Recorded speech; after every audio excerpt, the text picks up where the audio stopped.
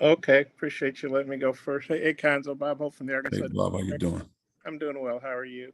All Hey, right. Arkansas, they've lost 5 out of 6. Obviously, they're struggling. Uh, what are you expecting from them Wednesday night? They really, they really need to win badly. They're pretty desperate situation. I don't know if they're desperate, but I know they're fighting to get a win. I do know they're a talented team, and Muss is he's good at what he does. I know they can score the ball. I mean, Note is as good a scorer as anybody in the country. You're talking about a guy that can make plays. Stanley's playing extremely good now. Davis is a guy that both sides of the ball, he wreaks havoc and makes plays. They're a talented team. Tony's a talented player. I mean, they're talented. Williams, I mean, you have one of the few big guys that can facilitate and make plays and distribute the ball. They're a talented team. Again, I don't know, but I know they'll be ready to go. Thanks. Ben? Cuonzo, what have you seen Kobe do, especially on the glass, that's put him in the position to be as good and consistent as he's been rebounding this year? Just be aggressive. Just be aggressive. He's when his nature is aggressive, he's a high level player on both sides of the ball because he's assertive. He's locked in. He plays best when he's aggressive and he's attacking. He's going to get offensive rebounds. And what he does a tremendous job of offensive rebound. He rarely gets fouls when he go get offensive rebounds. Knows how to position his body, knows how to swim. He's not one of those guys just try to push in your back and get you on. He keeps moving.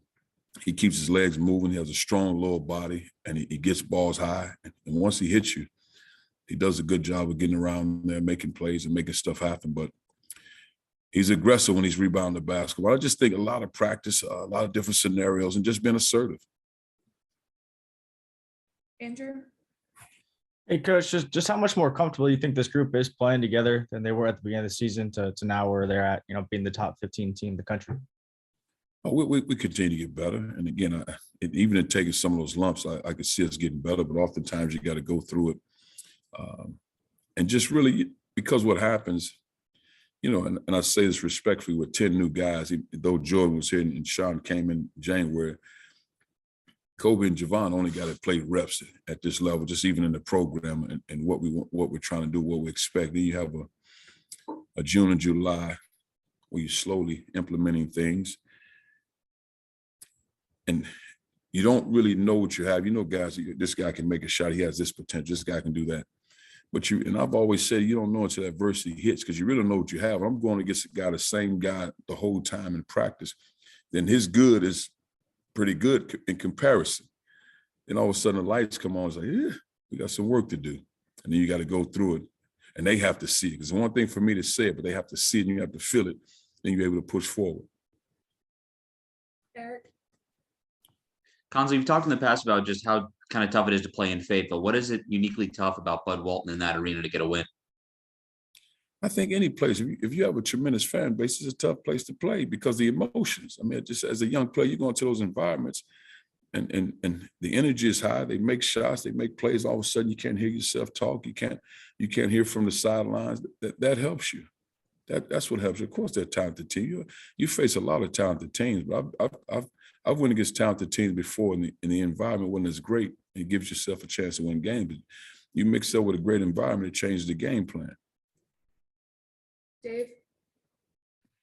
Cuonzo, will you expect to be back full strength? Everybody available tomorrow?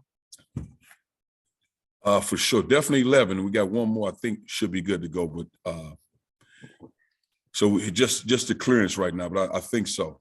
Yes. Yeah, and with more guards back, did Caleb do enough the other night that his minutes can expand and keep seeing a little bit more of him? What'd you like especially about him? Well, he facilitated, he directed traffic.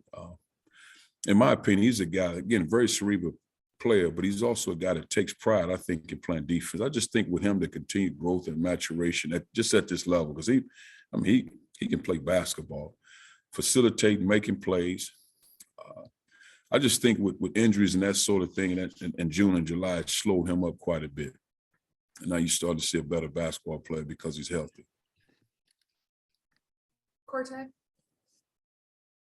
Hey, Coach, you kind of mentioned Kobe's rebounding, but are there any other areas you've seen him really grow this year that have allowed him to have the season he's having so far?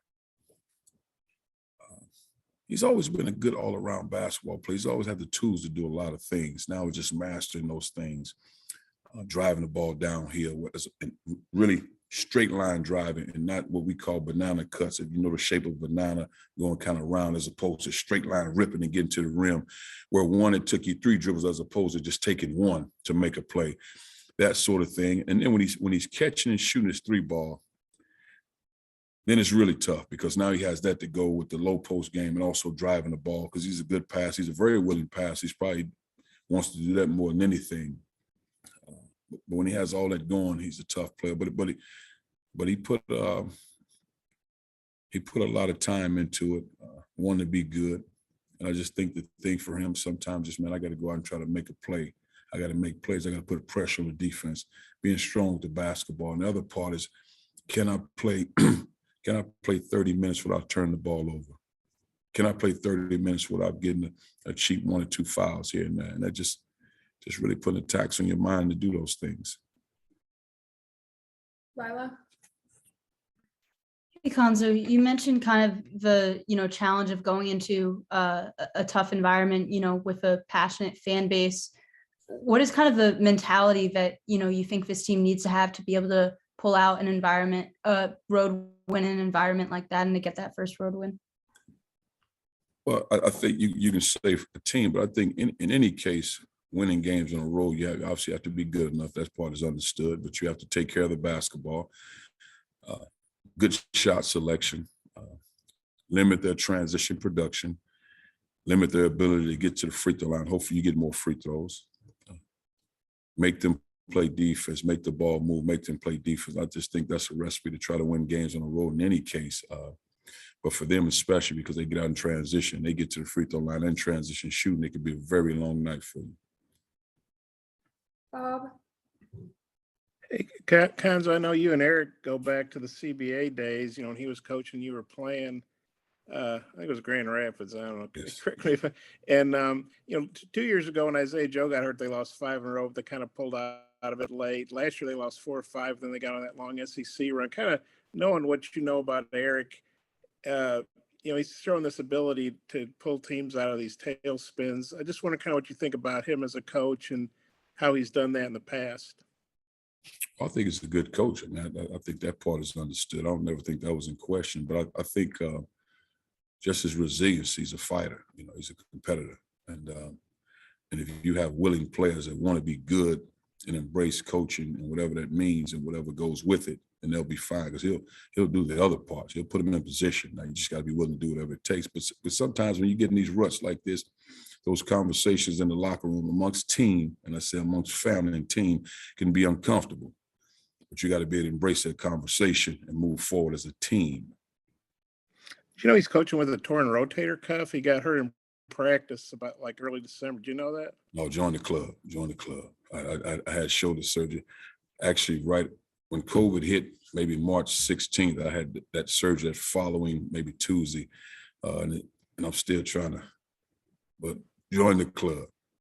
Was that from a plane injury or just? I really don't know. I mean, I couldn't tell you. A strain, stress, and it's just probably 15 years of wear and tear, and it got the best of me. Oh, right shoulder? Right shoulder, yes. Okay. Well, you guys can compare notes. Thanks. Thank you. Oh, you're welcome. We'll take a last question from Dave. Cuonzo, looking at Arkansas, what makes them most different? Not having Moody or not having Justin Smith? Both those guys played such big roles for that team last year. Man, good one. Those are 2 good players. And I think Stanley is in position to fill that role of Justin Smith. And Moody, I mean, you're talking about your top 15 pick. I'm not sure you replace that unless you replace it with a top 15 pick. Very talented player. Had good thing that you took for granted with Moody, unless you got up against him. He's a legitimate 6'6", probably a little bit taller than that. He had a high level ability to make shots. He was very efficient with his movements. He got to the free throw line, and he took pride in defending bigger guys. I mean, you just can't replace guys like that in their top 15, 20 picks. I mean, they don't happen overnight. Thanks. Right. Well, you're welcome. Take care.